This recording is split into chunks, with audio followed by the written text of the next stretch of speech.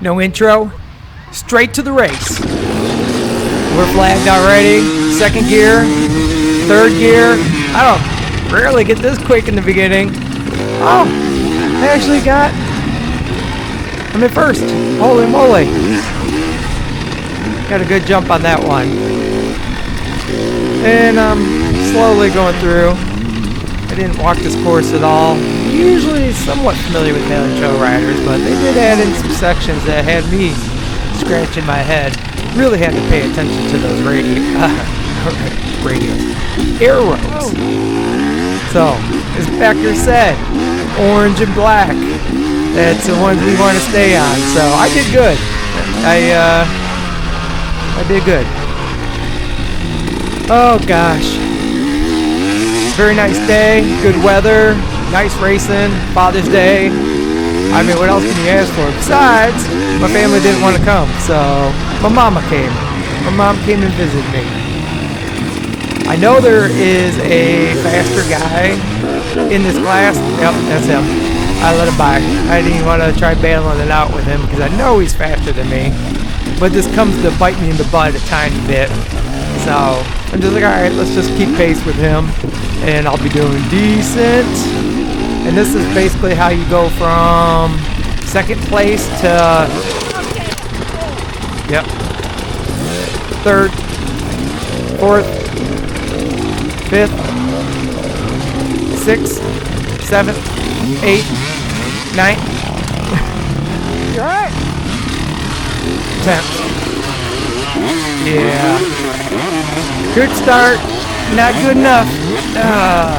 But on the flip side, I'm going to tell you right now, I like spilling the beans early. Lap 1, ended up getting back to second place. I think we have 2 rows, or 2 classes that starts in our row, because that guy in front of me is definitely not 50 years or older. So he might be racing team or something. I'm going to have to look at these row starts, because there's no way that the next row would have caught up behind us that quick. So, anyways, yep, I gotta learn patience. But make moves also. Gotta be a little bit more aggressive to get past these other riders. But yeah, so lap 1, second place. Lap 2, second place. Biggest problem, I dropped my bike a couple times and fell in the mud hole. So I got gassed out, big time gassed out. I wanted to quit on the second lap, but I said no, I'm already about halfway through. I gotta keep pushing, and I kept pushing, but whoo, man, I don't do as good on tight courses like this, where I can't keep as much momentum going, and especially if I fall. And literally every fall I had, besides maybe the mud hole fall, was a downhill fall, so I had to use like way more energy lifting up the bike rather than just a quick little top over, and it's a little bit more up on an angle. But yeah, I'm gonna try cutting it in and out here through a little bit. Some of the C class guys, I'm behind for a minute, and tight woods is hard to get by if they're not moving over, especially if they're not in your class. But back to the bike. Bike ran good. Love the 300 power. As you can tell, I had a really good start. This last race, starting second gear, feather that clutch out, and last race I came through the first turn in second, and this one I was in first. But you know what? The guys in my class are more like, you know what? You might be killing it out of the hole, but I'm finishing the race, you're not, so I can't really say I'm winning just yet. But I feel like my conditioning's doing a little bit better, so that's good. I kind of slowed down in my at-home working out and doing stuff, but still eating healthy, so that's good. I cut through, gonna make a little turn here. You know, I should have did the enduro section, but I honestly didn't even look at it, and I was thinking it was going to be a pretty hard, tedious race, and if I burnt up too much energy in the enduro section, if I didn't make it through clean, and I didn't know what it looked like, I probably wouldn't be doing that good.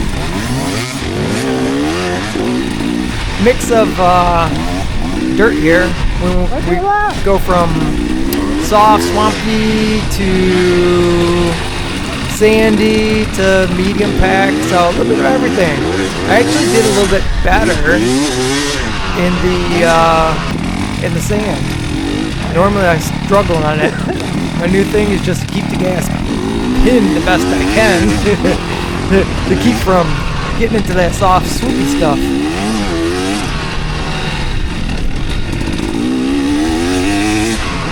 And I did forget, I went to a 47 rear tooth on the bike. So 45 stock on the newer KTMs. I believe 50 was stock on older setups. But the 47 actually was pretty decent for me for being in third gear and carrying some speed and still being in like the power range that I wanted to be in. So I know if I would have went down to second, it would have been going a little bit too slow and a little bit too peaky, torquey kind of feel. Let's follow this guy for a minute. Yes, thank you. Actually, man, I washed up the bike from falling in that mud hole. Oh my god! And this is the worst mud hole. There's the fast guy in my class. The worst mud hole experience that you can have is falling directly into the mud hole. So the mud hole wasn't just like a flat one and it was just muddy. It was like a ditch kind of thing that you were going through. And I went through completely fine the first time. And the second time, a guy pointed out a line to the left. So I really wasn't expecting it because it was like, make a quick left, go 10 feet, make a quick right. So I kind of did it last spur of the moment, but I figured that he knew something I didn't know because he's kind of like a spectator guy that was, you know, pointing there with the stick. And I've seen plenty of videos where they point the better line to you. So I figured my old line was burnt out and this was a better one. I went down and then I just off balance just a tiny bit, and then I hit like the hard part of the bottom and went plop. I'm talking about, man, I took the mud bath like no other. I was like kaboom in there. And then as I'm like sitting there plopped in the mud, I see the photographer and I was like, oh yeah. Oh boy, is he gonna get this? Yep, he got it. I'm gonna have to add those pictures in and say a big thank you to our photographer that's been out. I can't think of the name off the top of my head. Traverse City Moto something. Woo! Woo! Oh, we're having fun.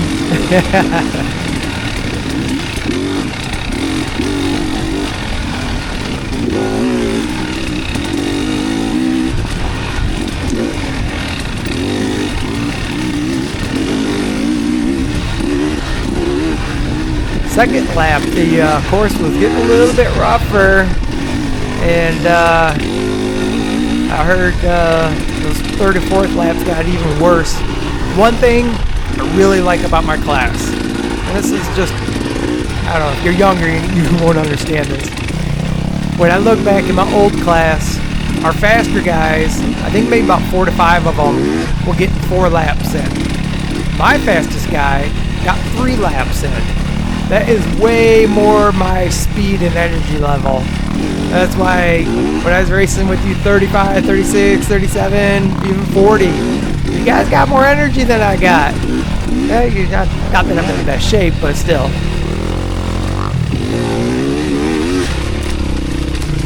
Oh, did a little slide. Tell you what, being behind the C-Class riders, even though I'm in C-Class, it's definitely helping me with my passing abilities, but nothing like the really fast guys.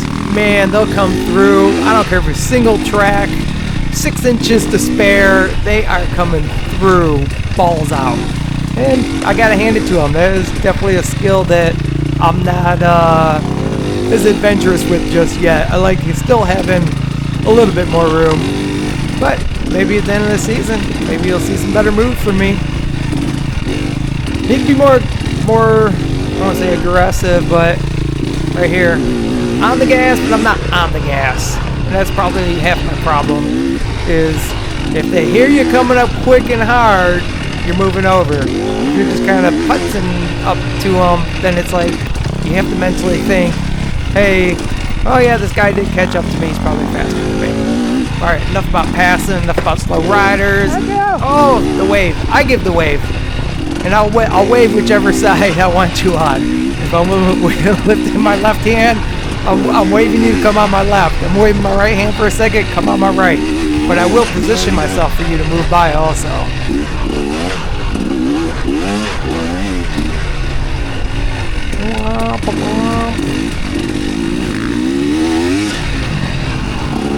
Oh, there's got a GoPro down there getting some footage.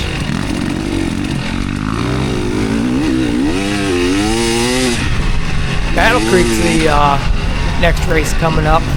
I always like Battle Creek. I flow a little bit better there. The motocross tracks kind of help me not use up as much energy. Like, all my trails are like this right here. Oh my god, I'd be doing way better. But this is Michigan. There's a lot of different tracks, so you gotta have to adapt to whatever you get.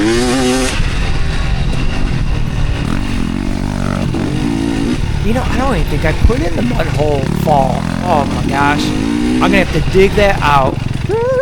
Here's the first mud hole. All right, I'll go through. Look at that. Just hit it. Nothing too bad. I can't believe I didn't put that in the video edit. Oh my god, I'm losing it here. Too much going on.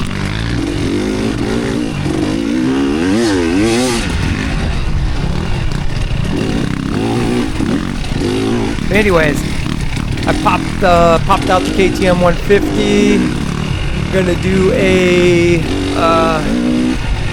cruise tune shock ladder version on it. Revalve the rear shim stack with a different piston from them, and then get it going. I think. Nice outfit. We got the same matching outfit. The Alpine Stars.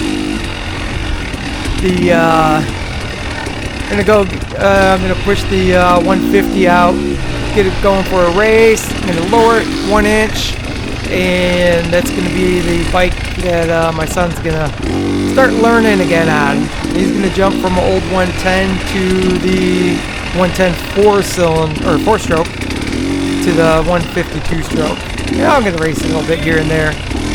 See, give me a good line. There's a lot of roots over there. I think I would have made it through the roots, but depending on your speed, you hit those roots, you can go slipping. I need to lower my camera just a tiny bit. I like seeing a little bit handlebar action. Note to self. But yeah, second lap gassed me out. I don't know, I fell 5 times, I have to say. And every time was a really tough pickup. Took a lot of energy.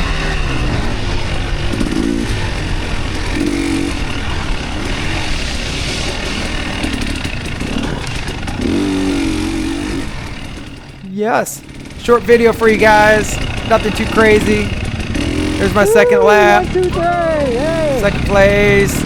Yay!